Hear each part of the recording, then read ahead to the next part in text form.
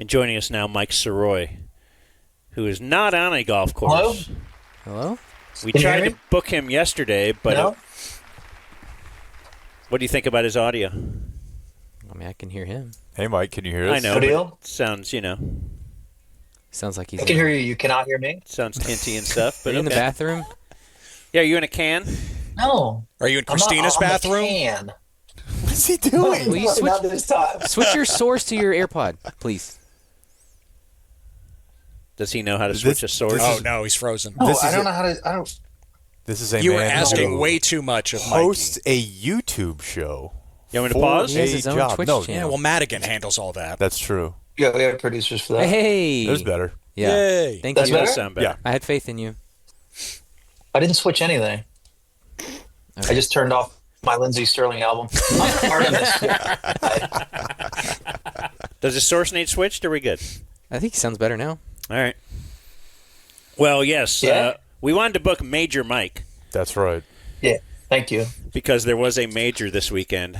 And our first show this week, we wanted to be timely, so let's have him on Tuesday. We couldn't because he was golfing. It's how much Yeah. this guy loves ball. Did you hit him straight? Up. I'm pretty straight, yes. But I was randomly golfing with a person who was a neighbor of one Dan McDowell. Okay. Shin-Soo Choo? No, it wasn't Shin-Soo Choo. Oh, okay. Happy retirement, big fella. No, it was a dude, and all he said he just said he didn't really know you. He said, but his kids call you the guy who walks around the neighborhood with the creepy fishing hat. Excellent. Damn, man, you No, are I don't know. not having a good day. No, god damn it. And I got to pile on. So I got cucked this morning walking, too. I was telling you that I get cucked at the gym. Yeah. This guy, I've seen him a few times now, and it's really bothering me. He's like 50 years old guy, so same as me, and he's walking around the neighborhood, but he wears like a weight vest. Oh, man. Oh, So I'm can't like beat just that. I'm just barely getting by out there, and he's got Yeah. this weight vest, and he's kind of fast walking and stuff, and yeah, like he'll That's not good. anyway. That's not good. And you've got the dumb fishing hat And on. yes, I've been wearing the fishing hat because it's got covers my pale Coverage. skin. Yeah. And who cares? I'm just out here walking. Oh, and- somebody's got a hyperlight. Are you wearing let's a? go. Do you do the weight Hold on. vest while walking too? I just, for my birthday, it's kind of a weird one. It's like if I got Christina the vacuum cleaner for her birthday, she got me a weight vest for my birthday this year. But yes, I'm now weight vest guy. That's how you play golf now. All 18 with the weight vest. Yeah, I just turn them. No, she just got it for me, and I do like it. And you have to walk like a little bit less, and yes, it whips your ass pretty hard. Oh, I use so it I every. think I I like use it it. every day, and it's not for douchebag reasons. yeah. It's for time reasons. Yeah. My wife has one. Yeah, If you got half an hour, really. you know. Um, Yeah, I wear mine when I have sex. Yeah. So that later I can be at peak performance. So JJ Spaun. the U.S. Open was won by a fat guy. Yeah, our national champion. He's a fat guy. Dude, can I honestly He's a legit fat Can guy. I tell you when I decided I was going to be locked in on Sunday was I happened to turn it on when he was getting there.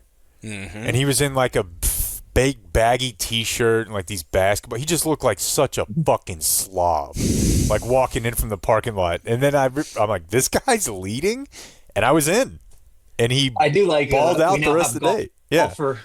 golfer arrival cam. when Yeah. they get out of their courtesy car, and you do get to see whatever they're wearing or them and their families. I like that. I also do like fat guy, and he's not a fat guy, but we did have a guy named Tristan Lawrence who was on the leaderboard who was kind of a legit fat guy. And back in the day in golf, you would get fat man making a run who's just sweating more than everyone else, especially these like summer U.S. Opens. They're always kind of, you can tell they're struggling out there a little bit and soaking through. So yeah, whenever fat man makes a run, it's exciting. But no one looks at JJ Spaun and says fat man on top of the leaderboard, Dan. He's a little beefy, but he's not a big boy. Well, I guess just when I'm watching something that's supposedly professional athletes, and most of the other golfers, nowadays are cut. They're really fit, and then this guy's walking there, all like Jake said, he's all sloppy clothes, like nothing looks like whatever. You would never think of that guy is the best this weekend, and I guess that's why too. I don't know. There's a couple weird things about golf. One is that, we would always try to rank, where does Tiger rank here? Like, how hard is it what he's doing? When he would be in the, a top 5, it seemed every weekend or every major weekend. And the randomness of a guy can just have the round of their life out of nowhere, and you got hundreds of guys that you're up against, like, that could just rise up, and that's why it made Tiger's dominance, I think, all the more incredible. And then the other thing about golf, which is weird, which is that not everybody's on the same level playing field when there's weather. So if you, play early in the day, like, it feels like that weather was affecting the late guys worse than if you got off early. So whatever, it just felt weird. He had to wait, he had to sit, and I got to watch Tiger, actually, because NBC put Tiger versus, what was the one? Who was Rocco. it? Yeah. Oh, yeah, the Rocco meeting. 08, yeah. That was pretty awesome. But just, I don't know. Golf is... It's very much luck of the draw, and as Ted knows, it's literally the draw. You could be early morning or early late or late early.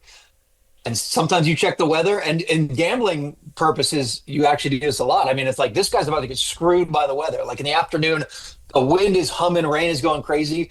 Yes, you can bet the early guys to play better. And then sometimes it just flips the next day, morning sucks. And then people are like, palms up, missed the cut. I just got absolutely screwed by the draw. So among the infinite variables, I mean, millions that go into one person winning one tournament on a week, the draw, whenever your name comes out or however they do it, decide to throw you out there, absolutely can determine who wins a big tournament and a major. Absolutely. So you've started watching when he showed up. Go ahead. What's that? No, it was good. When you showed up, started watching, then he bogeys 5 of the first 6 holes. Yeah. Yeah. And that was also the point at which I realized, boy, there are like 9 guys within a stroke of the lead, and I recognized 2.5 of their names. This is a weird leaderboard for a Sunday. Even the runner-up, I didn't know who he was, and he was fat too, right? McIntyre? Big Bob McIntyre. Yeah, lefty? Yeah. Yeah. He was fat too. I'm just saying, if you just tuned into golf for the first time this weekend, you'd be like, oh, a bunch of fat guys play this. Well, because it feels like there was the wave Just curling? of Ricky and those guys who were like cut. Yeah. And it just feels good to see a guy who just, he looks like he has high cholesterol. Like if Sirois won, I would say, hey, a fat guy won. But compared to... You have an athletic build, but I'm just saying, the guy clearly has a little something around the middle. Would you say Scotty Scheffler's fat? Because he posts a lot of photos of himself working out, but he never really looks in shape to me. I don't think you would call him cut either. Right. But he's not fat. But he's not, yeah. But is it until, and Ted help me remember, is it, and there's surely somebody, but was Tiger the first jacked?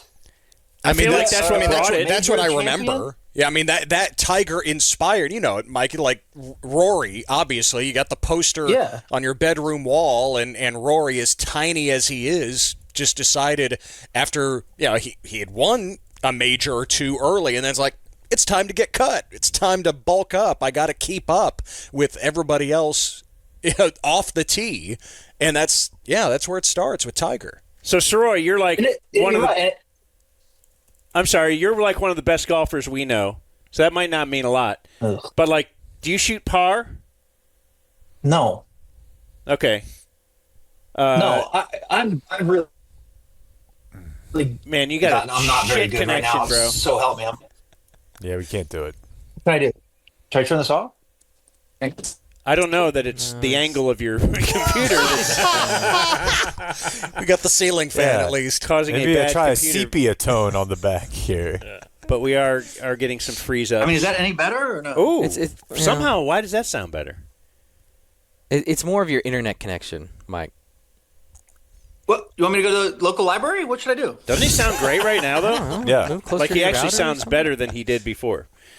Okay, I took the AirPods out. Sorry. I'm sorry for all the confusion. Maybe that's what was causing the bad. So what? I just want to know, what would a guy like you shoot there? Or you're a big golf fan. Oh, man. Like, do you hate this tournament that brings, the greatest golfers in the world to their knees? If you make the slightest mistake, all of a sudden you could be in such a huge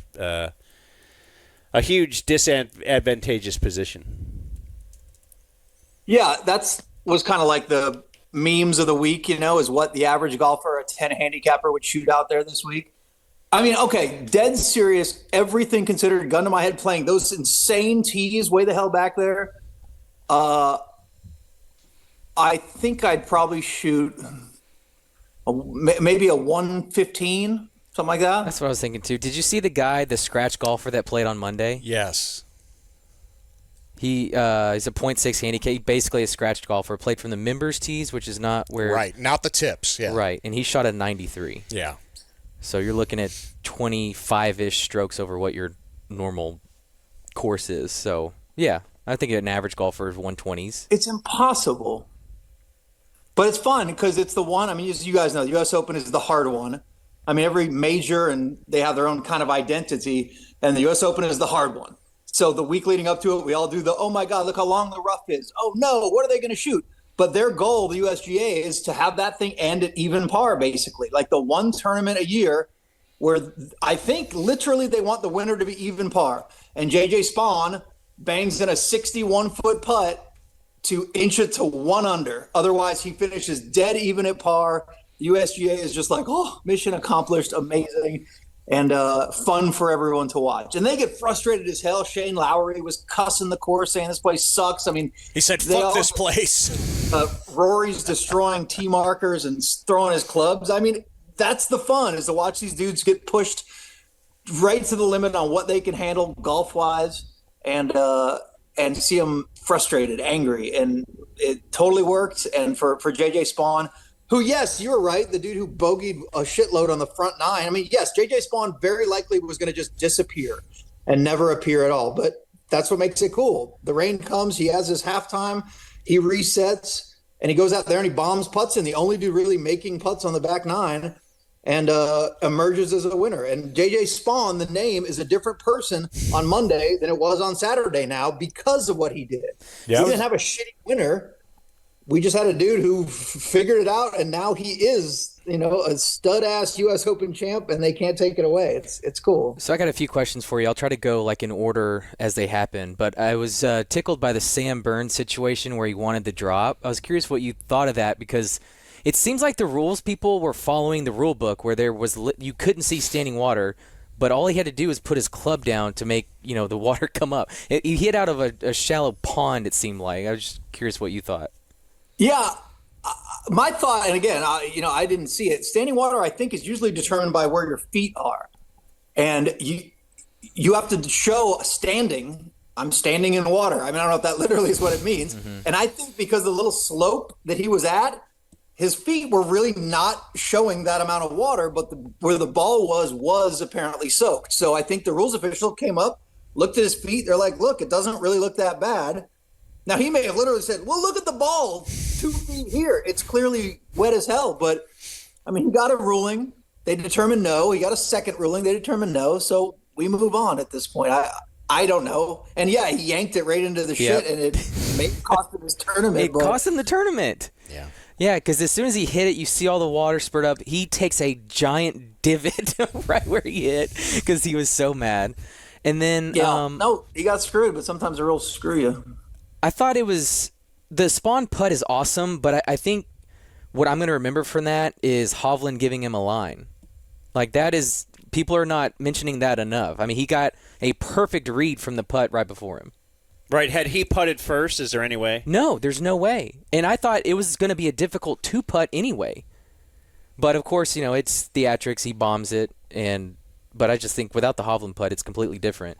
But you mentioned Spawn's name being a lot different. Did he not attend some meeting he was supposed to? Because I'm seeing other tour guys are a little upset with him. Oh, nice.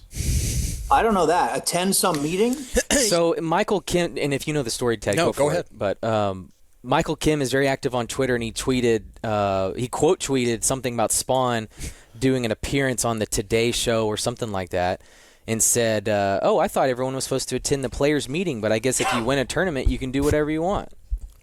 Well, that is the truth. Yeah. So, I don't know. I didn't know specifically. I don't know what that. happened. I mean, but the tour sent him to the Today Show or whatever. Yeah. You know, it's not. I mean, you have a job to do. When you win something big, you got to go do the press the next day. I'm pretty sure the tour knows that the day after you win the U.S. Open, you got some press to knock out. I don't think they really. And Michael Kim, it almost sounds like he's joking even in that tweet, and he's awesome on Twitter. I don't know. I doubt there's any real beef. I was interested in JJ Spaun's acceptance speech or his little post game there. By the way, golf definitely the number one. Like, if your wife flies by for 10 minutes, can you make her cry? Because if something epic happens, there's a baby and a lady in a dress, and she stood by him, and they get to run out there, and like they really make the wife and kids a part of it in golf. Oh yeah, now. Like more than other sports. But well, it's Father's Day too. Yep. It always ends on right. Father's Day, so that's there's right. always. That's why I was watching, because that's what me and my I can't even joke Is about. that driven by Nance? What, the U.S. Open being on Father's Day? No. Let's get to the wife. Oh, he definitely I've seems got this to love. long bio. And there she is, Unless it's his own wife. Melissa. Right. Right. Who didn't hang the oil painting of him That's right. above the fireplace. Oh, but I thought it was interesting listening to JJ Spaun afterward, because for the most part, you think of sideline interviews or post-game interviews as, these are just fodder for quotes. But it is interesting, the psychology, because as he was talking and he said, I honestly never thought I would be standing here right now. That's a different thing, right? Because some guys get up there, like Michael Block finishes 16th, and he's like, I knew I was Tiger. I knew all along. This is, or even if you're not making fun of a douchebag thing like that, there are athletes who will say to you, I knew this was going to happen. I knew I would be standing here today. Right. And he just got up there and was like, dude, I was at like a Muni goat track like 6 months ago. I was going to lose my PGA Tour He's like, card so this is time a lie. last year. And that's what I mean when I say Tiger's accomplishments are all the more. Well, because yeah, it can be just a spare. Like in baseball or whatever other sports, you know who the good teams are, and there's no way that just one. Well, it's like that Leicester City thing. You do have, you have any year. given Sunday type thing, but you never will have the worst team in the NFL playing for the championship. That just can't happen. But yes, for one day, this guy, that's cool though, who can all of a sudden be the champion, and like Mike says, they'll never take it away from him. He'll always have that. His name means something now. Now it might just fade back into obscurity. Probably will, right? Yeah. Probably. His only other victory was like a San Antonio golf tournament. Yeah, and it was this year, and he's 34, which is kind of late to break through. Like, no, I don't expect the rise of JJ Spaun right now, but he's playing good this year, and sometimes you get in a window and you win 2, 3, 4. I mean, usually they're not a major, but he's in a good spot right now, and we'll see. Who you got this weekend? What are the Travelers? The KPMG? I was going to get to the KPMG when we started talking about the main reason I'm here, yes. I don't know if you were saving that for Thursday night. I haven't heard last night's show yet. I'm a next day listener usually. That's fine. We thoroughly cover the KPMG. I'm excited. I was out there last week for their What's the intro KPMG? press. The Women's PGA Championship. Oh, okay. It's in Frisco this week. I mean, it's a major. Yep. It is literally, Mikey, the 5th major. Because did you guys know this? There are 5 majors in women's golf. For real? For real. Huh. Of course I knew it. Do they have a ladies' masters? Is this kind of like the WNBA, all the drafts they have? Is there a ladies' masters? I knew you were there can't be a ladies' masters. There is the Augusta National Women's Amateur, which is not for the pros. They should just call it the Help. Nelly okay. But yes, they have 5 majors, and you'll love this, Dan. If a women's golfer wins 4 of those 5 majors in their career, they are still considered a Grand Slam winner. Okay. Even if they don't win all 5. Well, they're a super Grand Slam. I'm going to tell you what that is. They win all 5. That is girl math for you. Ah, okay. Yeah. Grand Slam means 4 for sure. That's what the whole bit. But girls will make it for 5 or for 4 with 5, whatever. They're adding opportunities to the game, Dan. You want to hear some? Here's the end of the tournament. But I just thought.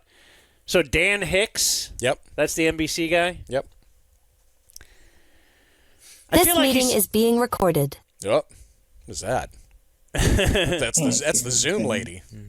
That's Dan Hicks. I feel like he's trying to be Nance, and this is a problem I have with. Who did I say in the NFL is now trying to bro down? Like Kevin Brohard. Adam Amin. Yeah. Okay, like who I like, but yeah. But he sees who's on top. I should do what they're doing. And so, and Kevin Harlan did it with Marv Albert. If you go back and listen to prime Marv Albert, Kevin Harlan has a lot of his affect. And I just feel like, oh, okay, Jim Nance is on top, so Dan Hicks has to act like Jim Nance. Because you're listening to this, and it kind of sounds Jim Nance-ish. Anyway, here it is. J.J. Spaun in his second U.S. Open. Never had a top 20 in a major. Best ever major round in his 27th turned into that opener. But he remarked after that, he said, a few years ago, after shooting a 66, I probably would have expected to play poorly. This is a kind of psychological turnaround that J.J. Spaun has made. So that's that. Then we're going to have golf humor. Great. You love that. Coming up. Great. And you have that support system. There's his wife, Melody. He's got his 2 girls here, Emerson and Violet. Mm-hmm. Grade the names? Emerson. I like Violet. I like Violet a lot. Emerson is a bit showy, but it's not like, there's no Y or Z's or X's, so I think I have to give it a pass. They also say that support system. I thought I saw some of this on social media, but I thought it at the time. Like, they didn't really embrace and kiss and stuff when they came over. No, they didn't. Were like, just and there was something. Well, one of them was sick. Oh, okay, yeah, I did see something about that. He apparently ran out at 3 a.m. to CVS to get the kids medicine. But also, both of them were sick or one. The other thing that happened too is like they started to embrace, but his partner hadn't finished, and he was like, "Wait." Yeah, it just felt. It didn't seem like. Yeah. They were as lovey-dovey as Nance or fake Nance even would have wanted. No, well. What? I was just going to say, if you're saying that if we peel back the curtain, the white picket fence, beautiful image of the golfer and his wife when he wins, like, I'm sure it's a happy moment, but I bet that's not an easy person to be married to. The golfer? Yeah. I bet there's a lot of... Especially probably if you're... Struggle busing? Yes. Yeah. Because you're spending all this money... So that does somewhat prove Nance's point. And you're on the road every week. There's a support system there for gone. Sure. Right. I would bet that when the cameras are away, it's like any couple. You're like, fuck, okay, God, that's over. But it's not like a novel every time they embrace. Like Nance, I feel like Nance thinks every time a man and a woman talk, like music starts playing. But if you're making millions a week, like some of these guys are, yeah, your wife is probably like, yeah, I'm on board with all of this. It's great. Awesome. But yeah. And we alluded to it earlier, Kiz. You had a little bit of a heart-to-heart with J.J. Spaun earlier in his career. Said he was beating himself up too much. He's such a solid player. I played with him a lot over my career, and I just knew the potential he had in him and needed to change the way he's treating himself on the golf course. So I pulled him aside one day in the locker room, and his caddy came over, Mark Cairns, and said, "Thank you so much. Thank you. That's going to mean a lot to him." And ran into him on the range this week, and Mark's like, "I think it might be time for another one, kids."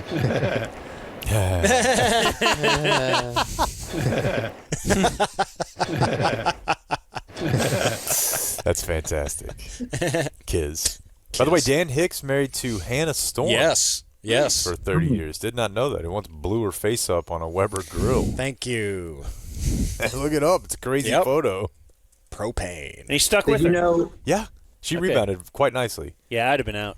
Yeah, that's what you've always said. Yeah. Is that if your wife sustain 60-degree burns all over her body. That's the one thing I won't stand for. I've always thought it was funny to imagine a guy who had a threshold of percentage. Like the doctor's like giving him the number and he's like, too high.